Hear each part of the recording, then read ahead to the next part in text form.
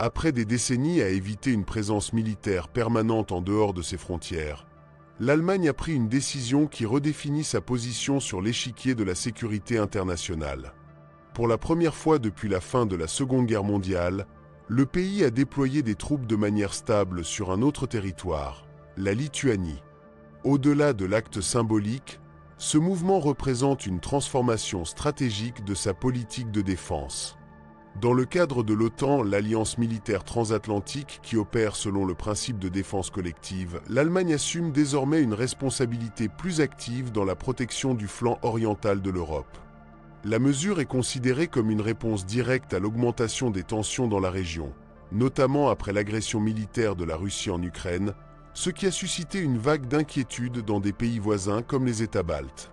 Pendant des années, Berlin a été critiqué pour avoir maintenu une position ambiguë concernant sa capacité militaire, avec des forces armées sous-financées et un rôle limité dans les opérations internationales.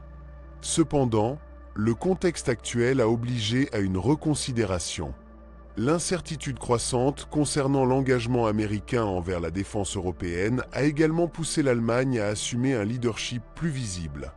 Ce changement n'est pas passé inaperçu.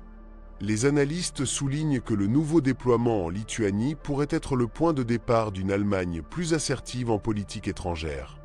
Le pays a annoncé un investissement considérable dans son appareil militaire, avec l'intention de rendre ses forces armées parmi les plus modernes et efficaces du continent.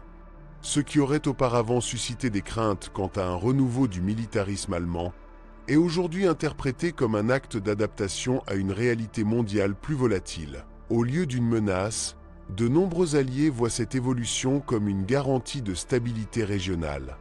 Ainsi, la question n'est plus pourquoi l'Allemagne agit, mais pourquoi elle a attendu si longtemps. Dans un scénario où les lignes entre la guerre et la paix deviennent plus floues, la reconfiguration du pouvoir européen semble inévitable. Est-ce un nouveau chapitre pour l'Europe ou le retour à de vieilles dynamiques de blocs et de confrontation? Le temps le dira.